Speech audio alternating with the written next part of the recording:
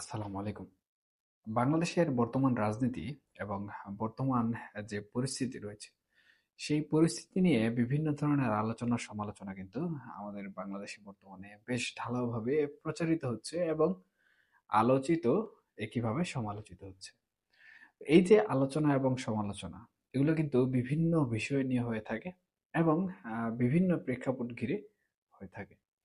তবে বর্তমানে সবথেকে আলোচিত যে বিষয়টি সেটি হচ্ছে শেখ হাসিনা দেশে ফিরছেন এবং শেখ হাসিনা দেশ থেকে চলে যাওয়ার পর এটি সর্বপ্রথম বার্তা, যে বার্তা স্পষ্ট করে বলা হয়েছে যে শেখ হাসিনা পুনরায় দেশে ফিরে আসছেন। এবং এই বার্তাটি সাধারণত সামাজিক যোগাযোগ মাধ্যমে বেশ আলোড়নের সৃষ্টি করেছে। একই সাথে আমরা দেখেছি আওয়ামী লীগের সাথে সম্পৃক্ত বিভিন্ন নেতাকর্মী কিন্তু ঢালাওভাবে দেশে ফেরার কথা বিভিন্নভাবে উল্লেখ করছেন। এমত অবস্থায় আসলে শেখ হাসিনা দেশে ফিরবেন কি ফিরবেন না, এবং দেশে যদি ফিরেন এবং দেশে ফেরার সাথে বাংলাদেশ আওয়ামী লীগ যে রাজনৈতিক সংগঠনটি রয়েছে তাদের কি পরিকল্পনা রয়েছে বা তারা কি ধরনের পরিকল্পনা করছেন, সেই বিষয়টি কিন্তু নানা ধরনের মতামত এবং মতাদর্শের জন্ম দিচ্ছে। যদিও এখন পর্যন্ত কিন্তু আওয়ামী লীগের সভানেত্রী শেখ হাসিনা উনি নিজস্ব বা ব্যক্তিগতভাবে কিন্তু জানাননি যে উনি আসলে কবে দেশে ফিরছেন বা কবে নাগাদ বাংলাদেশে ফিরে আসবেন। এদিকে অন্তর্বর্তীকালীন সরকারের মামলায় কিন্তু ইতিমধ্যে উনার উপর দুটি গ্রেফতারি পরোয়ানা জারি হয়েছে। তাছাড়া আমরা জানি যে বাংলাদেশের অন্তর্বর্তীকালীন সরকার কর্তৃক উনার যে পাসপোর্ট রয়েছে সেই পাসপোর্ট কিন্তু বাতিল করা হয়েছে। তো এই অবস্থায় ভারতে আশ্রয়ে থাকা বাংলাদেশ আওয়ামী লীগের সভানেত্রী বঙ্গবন্ধু কন্যা দেশে আসলে ফিরলে কিভাবে ফিরবেন, এটার পেছনে বা নেপথ্যে কি কারণ রয়েছে, কি রহস্য রয়েছে যে নেতারা এরকম ওপেন গণমাধ্যম সমূহের হেডলাইনে দৃষ্টি আকর্ষণ করাচ্ছেন বিষয়টি। এটি কি কোনো প্রতিবিপ্লবের ইশারা, প্রতিবিপ্লবের ইঙ্গিত, নাকি কোনো আন্তর্জাতিক চাপ? দেখুন, অন্তর্বর্তীকালীন সরকারের যিনি প্রধান উপদেষ্টা রয়েছেন বর্তমানে, উনি গণমাধ্যমে যে সাক্ষাৎকার সম্প্রতি দিয়েছেন তাতে কিন্তু উনি নিজে এটা স্বীকার করেছেন যে অন্তর্বর্তীকালীন সরকার কিন্তু নানাভাবে আন্তর্জাতিকভাবে চাপে রয়েছে। এদিকে আমরা দেখেছি যে ডোনাল্ড ট্রাম্প এবং মোদি বা ভারত এবং আমেরিকা যেভাবে তাদের বন্ধুত্বপূর্ণ সম্পর্ক জারি রেখেছে এবং সেটির মাধ্যমে কিন্তু বাংলাদেশের অভ্যন্তরীণ যে রাজনীতি রয়েছে সেটিকে বিভিন্নভাবে কিন্তু তারা প্রভাবিত করছে। এবং এই আন্তর্জাতিক রাজনীতির প্রভাবে কিন্তু আমরা দেখেছি যে বাংলাদেশে নিযুক্ত আমেরিকার যিনি রাষ্ট্রদূত রয়েছেন উনি কিন্তু তাদের সিনেটর যে মিটিং হয় সেটির কারণে কিন্তু বাংলাদেশে দায়িত্ব গ্রহণ করতে পারছেন না, যিনি সাধারণত জো বাইডেন কর্তৃক মনোনীত বা জো বাইডেন কর্তৃক বাংলাদেশের রাষ্ট্রদূত হিসাবে নিযুক্ত। তো সেই হিসাবে ওনার পরিবর্তে কিন্তু অন্তর্বর্তীকালীন একজনকে আমাদের দেশের রাষ্ট্রদূত হিসাবে নিযুক্ত করা হয়েছে। উনি আবার কিন্তু ট্রাম্প প্রশাসনের একজন মানুষ বা ট্রাম্প প্রশাসনের সাথে ওনার নিবিড় সম্পর্ক রয়েছে, অথবা আমরা বলতে পারি যে ট্রাম্প প্রশাসন কর্তৃক নিযুক্ত। এবং উনি এই যে অন্তর্বর্তীকালীন দায়িত্ব পালন করবেন, ওনার দায়িত্ব গ্রহণের পর থেকেই কিন্তু দেশের যে রাজনীতি রয়েছে সেই রাজনীতি অনেকটাই পরিবর্তন হওয়া শুরু করছে। এবং দায়িত্ব গ্রহণের পর থেকে বলছি না, দায়িত্ব গ্রহণ অর্থাৎ ওনার কাছে দায়িত্ব আসার পর থেকেই কিন্তু বাংলাদেশের রাজনীতির অনেক কিছুই পরিবর্তন হওয়া শুরু করেছে বা বিভিন্নভাবে বিভিন্ন মোড় নেওয়া শুরু করেছে। ইতিমধ্যে আমরা বাণিজ্য মন্ত্রণালয়ের আমাদের যে উপদেষ্টা রয়েছেন উনার যে উদ্ভট মন্তব্য রয়েছে সেই মন্তব্য সম্পর্কেও কিন্তু নানা ধরনের আলোচনা এবং সমালোচনা শুনতে পাচ্ছি।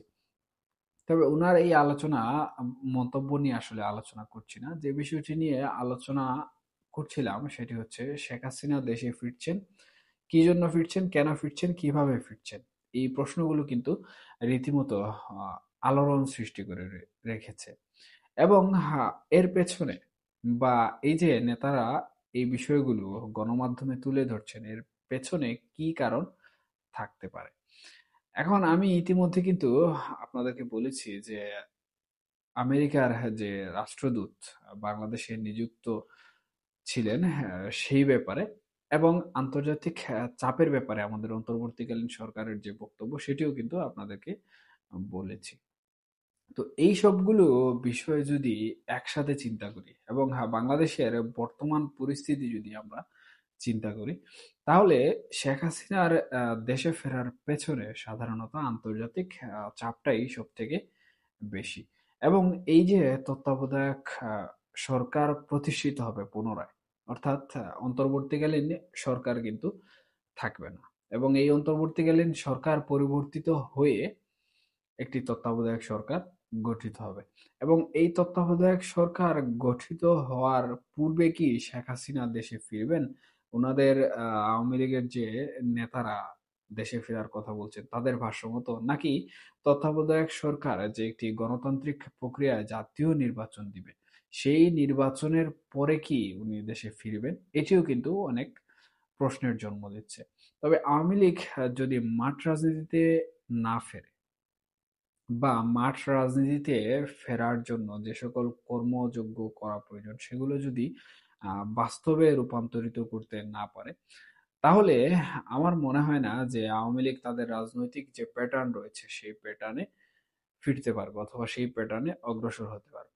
তবে এখানে প্রতিবিপ্লবের যে বিষয়টি নিয়ে বারবার প্রশ্ন উঠছে বা প্রতিবিপ্লবের যে বিষয়গুলো নিয়ে বারবার কথা বলা হচ্ছে এবং শেখ হাসিনার দেশে ফেরা নিয়ে সাধারণত যে মন্তব্যগুলো বা যে বক্তব্যগুলো আওয়ামী লীগের নেতারা গণমাধ্যমের বরাত দিয়ে জানাচ্ছেন, এটি আসলে কিন্তু অনেকটাই প্রতিবিপ্লবের বিষয়টি ইঙ্গিত করে।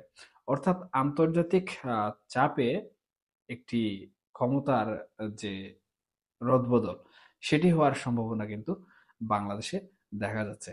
এবং এই পরিকল্পনা করেই কিন্তু শেখ হাসিনাকে দেশে ফেরার বা শেখ হাসিনা দেশে ফেরার যে ইঙ্গিত বা দেশে ফেরার যে খবর সেটি কিন্তু গণমাধ্যমে আওয়ামী লীগের নেতাকর্মী কর্তৃক প্রচারিত হচ্ছে।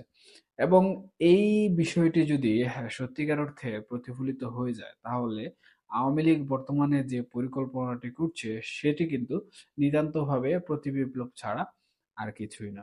অর্থাৎ আন্তর্জাতিক চাপ প্রয়োগ এবং দেশের অভ্যন্তরীণ যে রাজনীতি রয়েছে সেই রাজনীতিকে ব্যবহার করে তারা আবারও ক্ষমতায় ফিরে আসার বা ক্ষমতায় পুনর্বহাল হওয়ার কিন্তু প্ল্যান বা পরিকল্পনা করছে।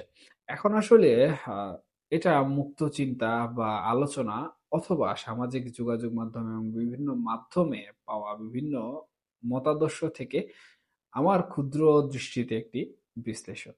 এখন রাজনীতিতে আসলে অনেক কিছুই ঘটে এবং রাজনীতিতে অনেক কিছু ঘটে যা আমরা দেখতে পাই না। আবার অনেক কিছু এরকম রয়েছে যেগুলো আমরা দেখি কিন্তু আসলে ঘটে না। সুতরাং সবকিছু যে এখানে বিশ্বাস করতে হবে বা সব কিছু যে আসলে সত্যিকারের ঘটনা তাও কিন্তু নয়। কিছু, কিছু ভীতিকর পরিস্থিতি তৈরি করার জন্য প্রোপাগান্ডাও হতে পারে। তবে আওয়ামী লীগের নেতাকর্মীরা আশায় বুক বেঁধে রেখেছেন এবং তারা উৎসাহ উদ্দীপনা নিয়ে কিন্তু তাদের এই যে কর্মসূচি রয়েছে সেই কর্মসূচি কিন্তু তারা পালন করার জন্য প্রস্তুতি নিচ্ছে এবং আহ, দেখার অপেক্ষায় আসলে যে পরবর্তীতে কি হয়, প্রতিবিপ্লব হয় নাকি আওয়ামী লীগের যে পরিকল্পনার কথা বললাম সেই পরিকল্পনা বাস্তবায়িত হয়, অথবা এটাও দেখার অপেক্ষায় যে এগুলো নিছক কোনো প্রোপাগান্ডা কিনা, যে শত্রুপক্ষ অর্থাৎ যারাই বর্তমানে এন্টি আওয়ামী লীগ রয়েছে তাদেরকে ভীতিকর অবস্থায় ফেলার জন্য কোনো প্রোপাগান্ডা কিনা। তো অপেক্ষার প্রহর কখন শেষ হবে সেটা আসলে দেখার অপেক্ষায় গোটা জাতি, গোটা আওয়ামী লীগের রাজনৈতিক দল সহ বাংলাদেশে যতগুলো রাজনৈতিক দল রয়েছে সবাই।